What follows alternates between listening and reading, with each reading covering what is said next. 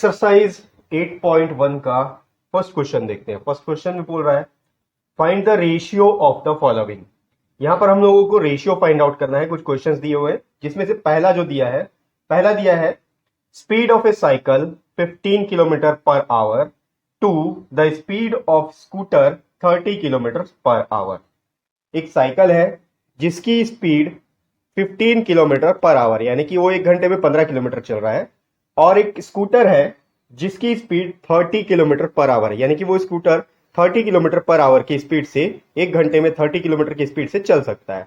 अब हम लोग को रेशियो इसका फाइंड आउट करना है। तो देखो जब कभी भी आपको ऐसा सेंटेंस दे दे, स्टेटमेंट दे दे और आपको इसका रेशियो निकालना है तो बहुत इजी है।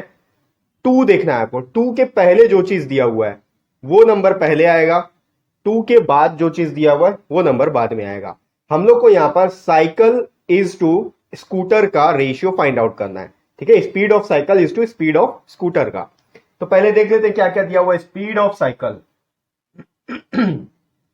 स्पीड ऑफ साइकिल दिया हुआ है 15 किलोमीटर पर आवर। ठीक है, ये जो साइन डाल रहा हूं ये पर आवर के लिए डाला जाता है। उसके बाद दिया हुआ है स्कूटर, स्पीड ऑफ स्कूटर, ये दिया हुआ है 30 किलोमीटर पर आवर। अब हम लोग को रेशियो फाइंड आउट करना है तो इन दोनों का रेशियो क्या हो जाएगा। रेशियो आप लिख सकते हो ratio of speed of cycle to the ratio of speed of scooter, जो चीज यहां पर दिया हुआ है। ठीक है, तो रेशियो हम लोग निकालेंगे। रेशियो क्या होगा, क्योंकि 2 के पहले साइकिल का स्पीड है तो यहां पर लिखेंगे साइकिल का स्पीड 15, यहां पर आएगा इज टू का साइन, उसके बाद स्पीड ऑफ स्कूटर जो कि 30 किलोमीटर है तो यहां आ गया 30। अब 15 इज टू 30 को हम लोग लिख सकते हैं 15 डिवाइडेड बाई 13, इसका फ्रैक्शनल फॉर्म है। अब एक फ्रैक्शनल फॉर्म में लिखने के बाद इसको हम लोग स्टैंडर्ड फॉर्म में कन्वर्ट कर सकते हैं। स्टैंडर्ड फॉर्म में कन्वर्ट करने का मतलब ये जितना डिवाइड हो सकता है एक दूसरे से उसको उतना डिवाइड कर सकते हैं। दोनों ही 5 के टेबल से डिविजिबल है, 5 से डिवाइड करेंगे, 5 3 जा 15 और ये हो गया 5 6 जा 30। अब ये दोनों के दोनों 3 के टेबल से डिविजिबल है तो डिवाइड कर सकते हैं, 3 1 जा 3, 3 2 जा 6। फाइनल आंसर आ गया 1/2। इसका मतलब इसका जो रेशियो होगा वो होगा 1:2 का। ठीक है, जब भी आपको ये रेशियो का इस तरह का नंबर मिले आपको उसको फ्रैक्शनल फॉर्म में कन्वर्ट करके स्टैंडर्ड फॉर्म में कन्वर्ट करना है। जितना डिवाइड हो सकता है वो डिवाइड करके जो लास्ट में आंसर बचेगा वो इसका फाइनल आंसर होगा। ठीक है, इसको मैं रब करता हूं। इसका 2 और क्वेश्चन है वो भी देखते हैं। फर्स्ट क्वेश्चन का जो बी प्रॉब्लम दिया हुआ है, बी में दिया है 5 मीटर टू 10 किलोमीटर। ठीक है, यहां पर हम लोग को रेशियो फाइंड करना है 5 मीटर टू 10 किलोमीटर यानी कि 2 के पहले जो दिया है वो पहले आएगा, 2 के बाद में जो दिया है वो बाद में आएगा। अब देखो इस क्वेश्चन में हम लोगों को 5 मीटर और 10 किलोमीटर दिया हुआ है तो इसका रेशियो हम लोग ऐसे फाइंड आउट नहीं कर सकते। ठीक है, किस रेशियो फाइंड आउट करने का मतलब हम लोग कंपेयर कर रहे हैं क्योंकि हमारे चैप्टर का नाम ही है कंपेयरिंग क्वांटिटीज। तो हम लोग को मैं आपको एक छोटा सा एग्जांपल देता हूं। क्रिकेट में किसी प्लेयर ने एक शतक बना के यानी कि एक सेंचुरी बना के 100 रन कंप्लीट करके उस टीम को मैच जिता दिया। दूसरा उसी एग्जांपल में ये जोड़ देते हैं कि एक फुटबॉल मैच में किसी एक प्लेयर ने एक ही मैच में 4 गोल मार के उस टीम को जिता दिया। अब अगर हमको ये बोला जाए कि क्रिकेट में जिसने शतक मारा है और फुटबॉल में जिसने भी 4 गोल मारे हैं उन दोनों को कंपेयर करके ये बताओ कि किसने अच्छा खेला है, तो हम लोग कंपेयर नहीं कर सकते। ठीक है, देखिए कंपैरिजन सिर्फ उस क्वांटिटी का हो सकता है जो कि सिमिलर एरिया से आता हो। क्रिकेट का कंपैरिजन हम क्रिकेट से कर सकते हैं और फुटबॉल का कंपैरिजन फुटबॉल से कर सकते हैं। ये एग्जांपल मैं अभी आपको क्यों दिया हूं, यहां पर देखो 5 मीटर लिखा हुआ है और 10 किलोमीटर लिखा हुआ है, दोनों का यूनिट अलग अलग है। अगर हमको इसको कंपेयर करना है या फिर इसका रेशियो फाइंड आउट करना है तो इन दोनों का यूनिट हमको सेम करना होगा। ठीक है, या तो इसको किलोमीटर में कन्वर्ट कर लो या फिर इसको मीटर में कन्वर्ट कर लो।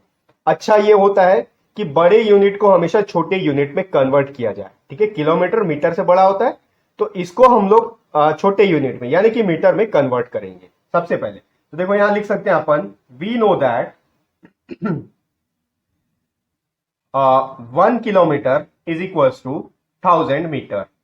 ठीक है, तो इसका मतलब 10 किलोमीटर कितना होगा, therefore 10 kilometre is equals to 10 into 1000 metre यानी कि ये हो गया 10,000 मीटर।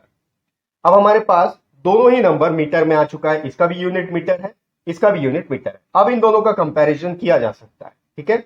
अब यहां पर हम लोग रेशियो फाइंड आउट करेंगे। रेशियो इज इक्वल्स टू, यहां आएगा 5 मीटर इज टू 10,000 मीटर, ठीक। अब इसको स्टैंडर्ड फॉर्म में कन्वर्ट कर सकते हैं, इसको पहले फ्रैक्शन में लिखेंगे, ये आ जाएगा 5 डिवाइडेड बाई 10,000। अब 5 डिवाइडेड बाई 10,000, ये दोनों 5 से डिविजिबल है, 5 से डिवाइड करेंगे स्टैंडर्ड फॉर्म में कन्वर्ट करने के लिए। 5 1 जा 5, ये हो जाएगा देखो 5 2 जा 10 और 5 0 जा 0, 5 0 जा 0, 5 0 जा 0।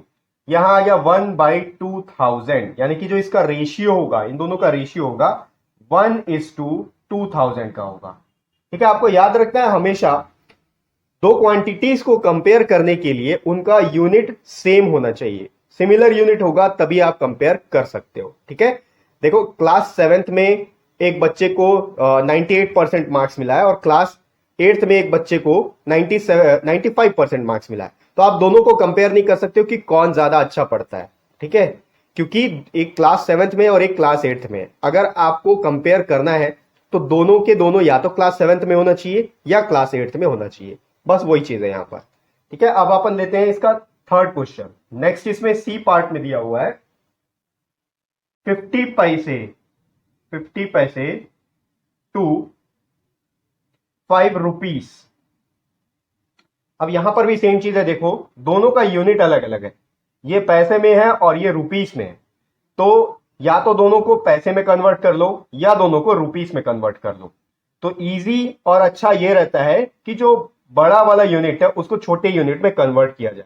पैसे और रुपीस में रुपीस बड़ा होता है, तो रुपीस को हम लोग पैसे में कन्वर्ट करेंगे, तब दोनों के पास पैसा हो जाएगा और हम लोग कंपेयर कर सकते हैं।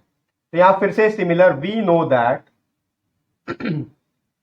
1 रुपीस इज इक्वल्स टू 100 पैसे, 1 रुपए में 100 पैसे होता है। देयरफॉर यहां पर 5 रुपीस दिया हुआ है, 5 रुपीस में कितना पैसा होगा, 5 इंटू 100 पैसे, ठीक है, ये हो जाएगा 5 इंटू 100, 500 पैसे। अब दोनों का यूनिट सेम हो गया, ये भी पैसे में आ गया, ये भी पैसे में आ गया। अब हम लोग इसका रेशियो फाइंड आउट कर सकते हैं, तो इसका रेशियो क्या हो जाएगा, 50:500, ठीक है, 50:500। इसको हम लोग फ्रैक्शनल फॉर्म में लिखेंगे तो 50 डिवाइडेड बाई 500 हो गया, ये जीरो पहले कैंसिल हो गया, दोनों ही 5 से डिविजिबल है, तो ये हो गया 5 1 जा 5, 5 1 जा 5, 5 0 जा 0, ये आ गया 1/10, या फिर इसको रेशियो में लिखेंगे 1:10, ठीक है। तो इसी तरीके से आप रेशियो फाइंड आउट कर सकते हो, और हमेशा याद रखना जब भी आप रेशियो फाइंड आउट करोगे तो जिन दो नंबर्स को आप कंपेयर कर रहे हो या रेशियो फाइंड आउट कर रहे हो जिनका, उनका यूनिट हमेशा सेम होना चाहिए। इन केस अगर सेम नहीं है तो आपको सेम बनाना पड़ेगा, सिमिलर आपको बनाना पड़ेगा, ठीक है। तो ये हो गया एक्सरसाइज 8.1 का फर्स्ट क्वेश्चन।